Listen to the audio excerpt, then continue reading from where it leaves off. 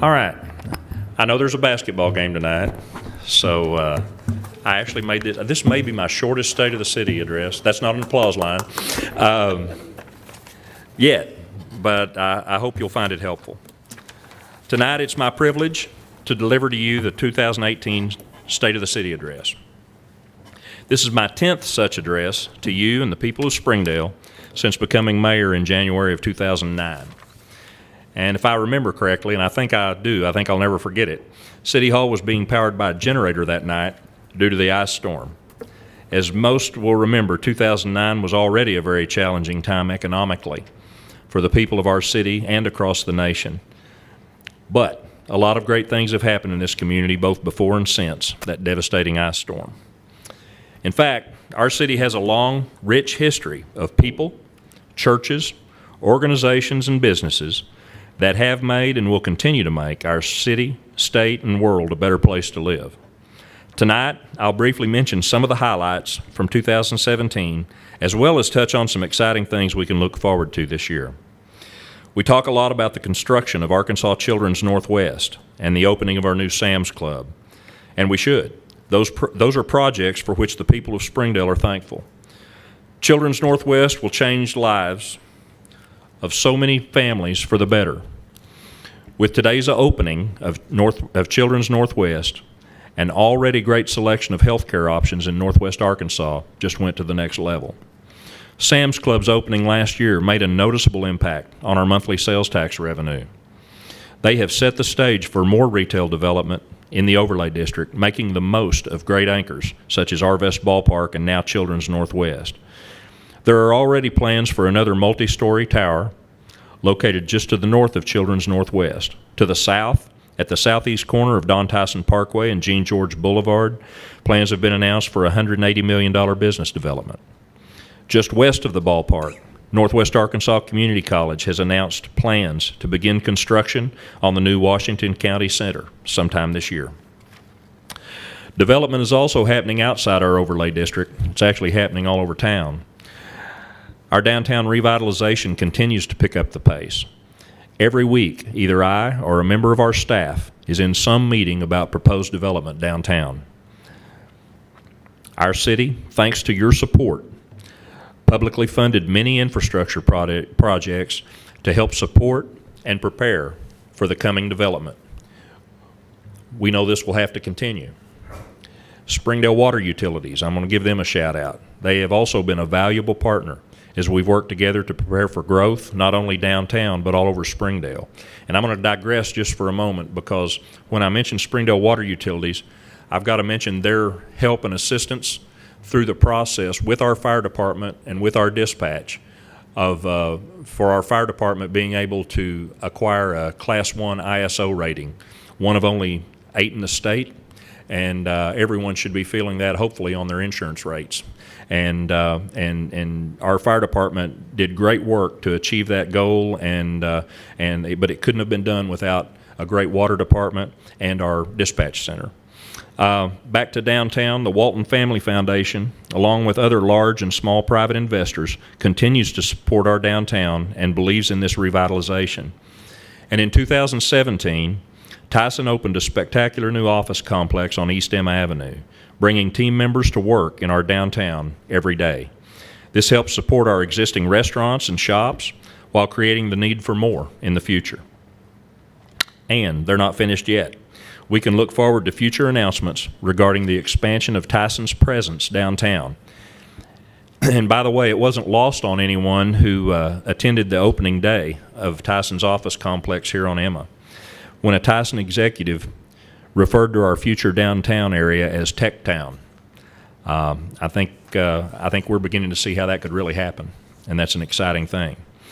I want to express my appreciation to some of the anchors that have not only helped sustain our downtown through the years, but are helping lead the charge during its rebirth. The Jones Center, a true jewel for Northwest Arkansas, continues to expand offerings and programming to meet the desires of our residents. With the new mountain bike training facility that will begin soon, they will further enhance our biking infrastructure, continuing the momentum created by the mountain bike trails that are currently being built on and around Fitzgerald Mountain. The Arts Center of the Ozarks, with their new vision and bright future, stands poised to lead our thriving arts community to a new level as our residents support the expanding role of the arts in our community. The Rodeo of the Ozarks, and I'm not just throwing this in for Councilman Culver here, they're a big part of Springdale, and they have been for more than 70 years. The rodeo continues to be a major event for our region. But through the vision of their board, that facility has become much more than an annual rodeo. Parsons Arena is used for big events almost year-round. We're also blessed to have an asset in our downtown that we often take for granted, but it makes downtown Springdale unique. Our downtown is within walking distance to the second busiest airport in the state. Our airport commission is working on plans that would further improve access and connect our airport to our downtown. I've also got to mention our city's own Shiloh Museum and the Springdale Public Library. They're wonderful assets to our residents, and they're both located within our downtown master plan area. I want to recognize the Downtown Springdale Alliance and the Springdale Chamber of Commerce for their spirit of cooperation as they work with each other and our city to set the stage for growth and vitality downtown. What we've seen so far could not have taken place without their passionate leadership and involvement. We have great things happening all over our city. Mercy will soon begin construction of a large clinic at Elm Springs Road and I-49. It will be the southernmost facility in their system, and we believe it's just the beginning of an expanded presence in Springdale.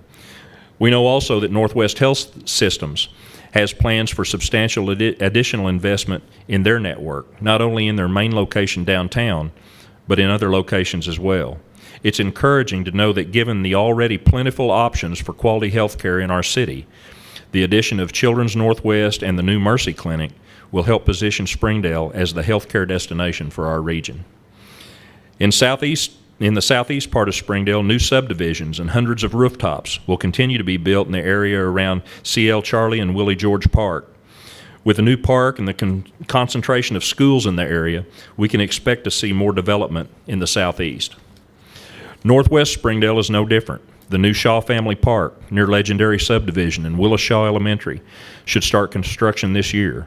On North 40th Street, construction of the Arkansas Game and Fish Commission's Northwest Arkansas Nature and Education Center should be underway soon. And I want to end tonight by addressing our voters and thanking them for their strong support for our bond election that took place just 2 weeks ago. The voters of Springdale approved all 6 ballot issues by an average of more than 81%. That's practically unheard of. That's a strong statement that our voters want to see this tremendous momentum and progress continue. We have our work cut out for us, though. As easy as it might sound, spending more than $160 million on projects within 3 years will be quite a challenge. That's more than twice the money that was generated with our 2012 bond issue. This council has been full partners with our city administration in preparation for wisely prioritizing projects. Now, through additional public meetings and your input, we'll get to work prioritizing projects in each of the categories approved by voters. No category will be more challenging, as I spoke to earlier, than prioritizing construction of new roads and improvements to existing roads. But exciting days are ahead. With the upcoming construction of a new police and court building, along with renovated City Hall, new and renovated parks, additional fire stations and training facility, and a new animal shelter, Springdale is poised for continued growth. The only reason a city government exists is to return services to its residents. We are public servants. The vote of confidence demonstrated 2 weeks ago confirms we're on the right track for Springdale, and I'm sure all of you agree that that is a huge responsibility and one that I know none of us take lightly. We are so blessed to be part of such a warm and welcoming community. Springdale is a much different place than it was when I was growing up. But we have seen big changes in our demographics over the past 25 to 30 years, and that's a lot of change in a relatively short period of time. Human nature is to resist change and the unknowns that come with it. And for that reason, I couldn't be prouder of the way Springdale has embraced this change. From our schools, which have been on the front lines, to our churches, to our business community, and down to our individual neighborhoods, Springdale has been a shining example of what a welcoming community looks like. We recognize the richness that is added to our lives when we can willingly expose ourselves to other cultures right here in our own city. And we've learned that our own culture is not at all threatened when we open up to others. I personally have learned that I don't have to forget who I am and where I come from in order to appreciate who someone else is.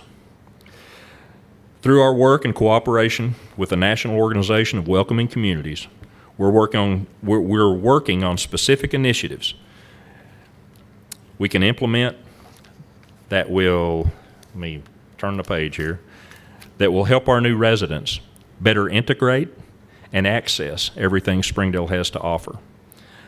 I remember moving here with my family as an 8-year-old, and it wasn't long before 2 ladies were at our doorstep. They were from the Welcome Wagon. They brought us some small gifts and lots of information that helped us know more about our new community. It meant a lot to our family, and it made a lasting impression on me. Being a welcoming community has nothing to do with some of the red meat issues many like to attach it to. The national debate swirling around immigration issues shouldn't impact how we treat our neighbors.